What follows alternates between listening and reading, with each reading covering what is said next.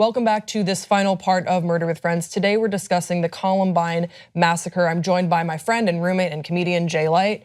Jay, as we discussed in part one, I was not raised in the United States. And so I do recall hearing about the Columbine massacre, but the way that it was presented to me was likely, actually assuredly, very different from how it was processed and explained to you. So can you describe how you remember hearing about the Columbine massacre? What was the impact of it? So the impact of Columbine for me was very long-reaching. So I was 8 years old at the time of the shooting. I had just moved to where I would basically grow up for the rest of my childhood, or outside of Dallas. And I remember the news coverage of this event, and I don't remember a whole lot about specifically what it was about, other than there's a school shooting. And from there's kind of a long tail to it. You know, we have, by the time I get to high school, there's all kinds of different books that have come out, fictional and otherwise. I remember reading a book called Give a Boy a Gun by Todd Strasser, which is essentially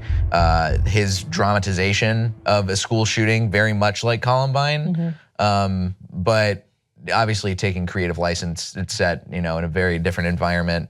It heightens the bullying elements of it. That was one of the biggest things, is bullying and zero tolerance policies became very much the norm at our schools. In middle school, there was a guy who I knew who, our school district made a zero tolerance policy for any kind of weaponry on campus after the shooting. And there was a guy who had a knife in his backpack that had been left over from like a hunting or a fishing trip. And he got suspended from school for a week because someone saw a knife in his backpack. And I remember there was uproar in our community about this, because they're like, he's a good kid, he's not trying to harm anybody. Why does he have this knife? But why are you guys getting like all up in arms about it? And I get why on a zero tolerance standpoint, but it's one of those things where, like, how do you mitigate the response to a tragedy like Columbine? Well, because the way that the media had picked it up, from my understanding, and hindsight is always 20/20, is that a lot of people were saying these were good kids. How did they get to be so troubled? I was shocked to learn that they were put on the cover of Time magazine in the way that they were, because again, I was so young at the time when this all happened, and I wasn't in the United States. So going back and seeing how different news outlets covered it, you would never put someone on the cover in the way that they did after Columbine. You would never give them that fame and that glory, which they said in their own writings they desired. That was what they wanted. Right, it's exactly what they wanted. It's explicitly what they wanted. And that media gave them that, and that the question was, oh, these were good kids. And so I understand why schools like yours would have adopted a zero tolerance policy, because it's like, you can't really know any kid. The kids at Columbine seemed like good kids, and then they were bullied, and then they became heartless, and it was an easier narrative to walk down than to talk about Eric Harris, who was struggling with depression. He was on medication. He'd been rejected from the Marines. Like, this was a kid that had a lot of internalized rejection, and same with Dylan, dealing with his own sort of private struggles as well. It's easier to just point the blame at video games, at whatever music they're listening to. And that is what we saw the media do. That's how they handled this. The media did what they felt like they had to do to explain the situation. And it's telling that in shootings since then, because there have been a lot of school shootings since Columbine, the way the media covers it is very different. These days, you look at the media, the way they covered, say, Virginia Tech, or the way they covered the Isla Vista shootings, University of California, Santa Barbara. Those shootings, Sandy Hook, those are all looked at from a framing of gun control and mental illness. Those are the two things that people look at. At the time, people didn't want to cover that, because you have these much more sensationalist things that you can cover.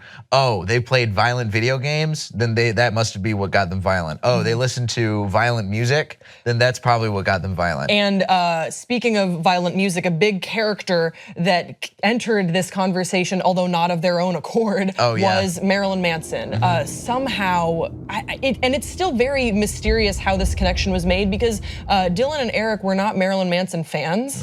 But Marilyn Manson's name came up, and it was really easy to sort of look at a photo of him and be like, oh, they were listening to him, he says this in his music. this is the guy that we should blame. And Marilyn Manson was not shy in responding to these claims. And I want to go to a clip right now and get a reaction from you. This is Marilyn Manson responding to being blamed for the Columbine massacre in the documentary Bowling for Columbine. Let's take a look.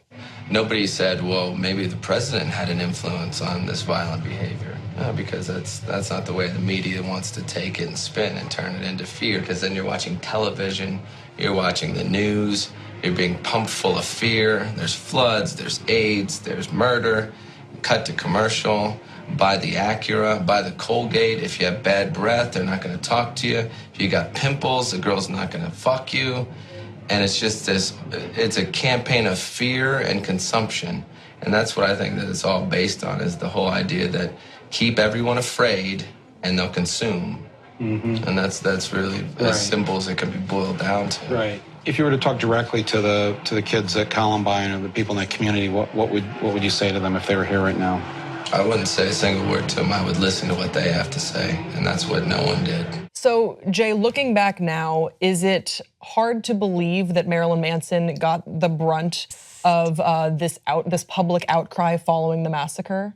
You know, I wouldn't say it's hard to believe, because it's hard for me to believe. But the thing is, he hit the nail on the head in that interview, because the media is looking for a boogeyman, right? And they're trying to find answers in whatever capacity they can. The thing, you know, one of the things that gets cited a lot is Eric Harris played Doom and made levels that looked like his school. He made levels that looked like Columbine. And he called those like his masterwork. And so people are like, oh, he was just planning the whole thing all along through violent video games. So I remember there's this guy, Jack Thompson, who is a senator, and in the wake of this, really went off on a campaign against, like, we're gonna stop violent video games because those are corrupting our youth. And Marilyn Manson, same kind of guy. He's a freak show, and he's got this music has violent tones to it, and he's a weird looking dude. So he's got to be part of the problem. The media wants to find a boogeyman. At the end of the day, they want to find an answer that they can pin something on, even if it's not the most accurate or correct. Right, and also they want to pin something on a boogeyman that they know, the powers that be, they can deal with. They can, you know, they don't care if they silence Marilyn Manson. They don't care if they, you know, if they shut down this video game, but they don't want to talk about mental illness, and they don't want to talk about gun control in the United States and how these Eric and Dylan were able to get their firearms from a gun show that they were rejected from the one day, and then they just went back with an older friend the next day, and they got their guns no problem. And especially, this is the 90s, you know? The 90s is a time of prosperity in the United States, and to have a tragedy like this happen, not only during such a prosperous time, but also committed by two teenagers who, by all accounts, were like, these are supposed to be good kids. They're in the prime of their lives. They're about to graduate from high school and go on to whatever's next. This is like American exceptionalism boiled down to, oh no, something is wrong here, but it's not our fault. It's not the fault of anything that we have done, like ignore mental illness and not find a way to have a good conversation about it, or make guns so easy to obtain that you can just go and pick up whatever you want to at a gun show if you go with the right person. Right. They don't want to, those are questions that are much harder to answer and much harder to come to. And that's right, you know, we still can't even really figure out a good way to effectively answer those questions. Well, so I guess that brings me to another question I've been mulling over, is what has changed in the way that we talk about school shootings, mass shootings, and what has stayed the same since Columbine? Now, I'll start. Go ahead. I think something that I've noticed that has changed is how we talk about the gunman. And it might just be because we had access to so much of Eric and Dylan's manifestos and their writings, but they have fans. And that's been like really fucked up to learn about for covering this story today, is that there are people that admire them. And they became oddly celebrated to this day. Yeah, they've got like a whole subset of people on Tumblr who are like making fan art and fan fiction about them. Like what the fuck? And then, sorry for all the swearing, guys, but it is fucked up. I'm sorry. But you know, for the lighter side of things, just keep in mind there's probably a fair amount of fan fiction where they're like fucking each other in the shower, just to be like some yaoi shit. Ew. But what's changed is that the way that Time Magazine put these guys on the cover, the way that Time Magazine released transcripts of tapes without consulting the families, without consulting the victims, that would never happen today. Remember when the Boston bomber was put on the cover of Rolling Stone and people flipped out? There wasn't that same reaction back in 1999. And I like to think that it is progress that we are not giving these mass killers the infamy that they so clearly desire. But on the other side, we kind of are. You know? You think so? With the Virginia Tech shooter, for instance, we had when Cho Sung-hui put out all of his manifestos and stuff, and when it was all sent in to pretty much all the major news networks, they posted all of it. They published all of it. But it was I remember when that shooting happened, his picture was on the news constantly. It was the front page of every website. No, you're right. You're right. That's a good point. I think that for whatever reason he doesn't have this weird sub following that Dylan and Eric somehow have garnered. Yeah. And I'm not really sure why that is, but that's for me what I think has changed. What I think has stayed the same is a lot of lip service. I think that at Columbine, we just saw the beginnings of politicians going out and making very flowery and sad statements about how their thoughts and prayers are with the victims and their families. And then pretty much no action is taken unless it's easy action, like pointing a finger at Marilyn Manson. Yeah. That's stayed the same. What about for you? Well, thoughts and prayers don't save lives, and we still haven't figured that out yet on a grander scale. I think the thing that has become more prominent in the coverage of things is the way that people approach bullying and harassment in schools.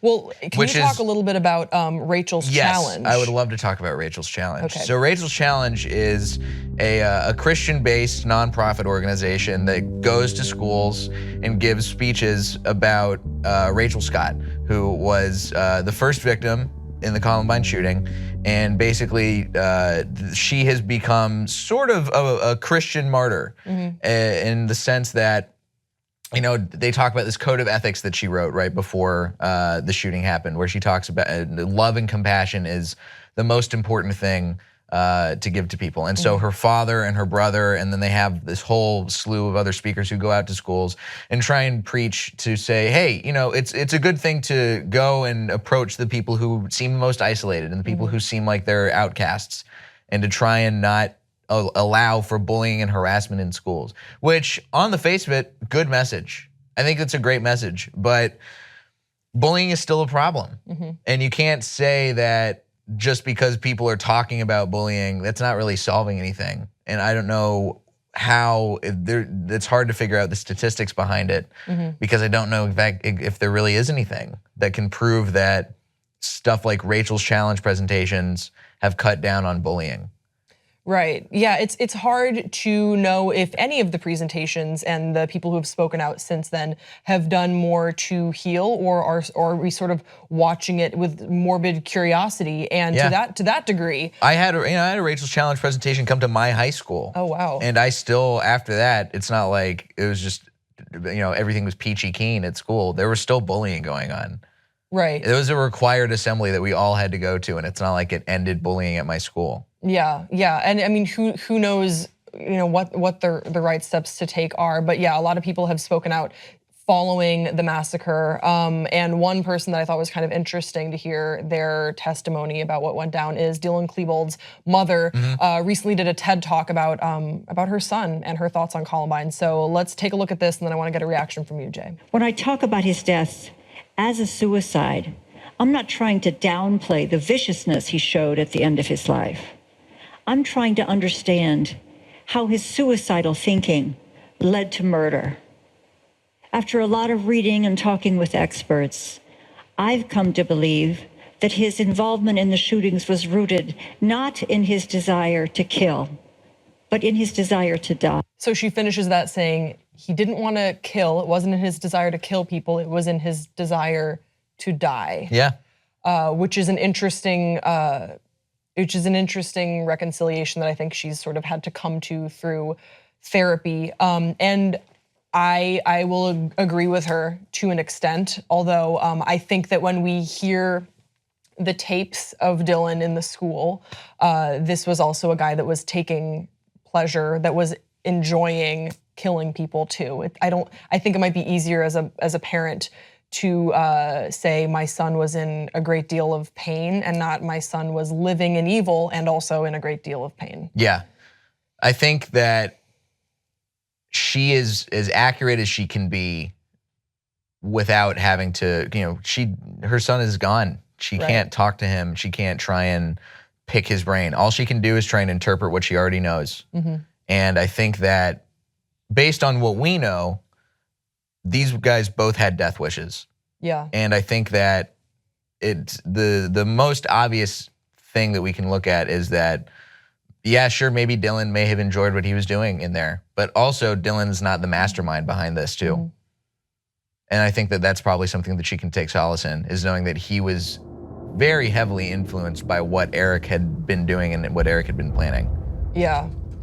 Oh my gosh. Do you have any final thoughts on the legacy of Columbine before we head out?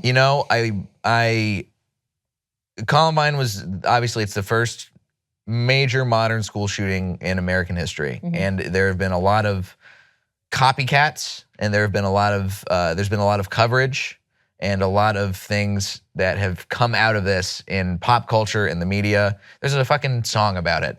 Yeah, there have been a lot of Foster the People got a Grammy nomination for a song that's based on Columbine. Yeah, and also there was a movie based on the story of Rachel Scott. And there's a movie that won the Palme d'Or at Cannes that's based on Columbine. And I think that it's unfortunate that we have gone almost 20 years since Columbine and have still not, as a country, come to a way to prevent incidents like this from happening. Yeah, that's my takeaway as well. I see and I read about Columbine and what happened, and while it feels so long ago in some ways, it feels like we're not really any closer to preventing another Columbine from happening because they keep happening. Yeah. School shootings are so common in the United States. Guys, we want to hear from you in the comment section below. This was an episode that you had requested a lot in the comment section, so I imagine you have some thoughts. Let us know, let's talk about it. Don't forget to subscribe to this channel, and we'll see you next time on Murder with Friends.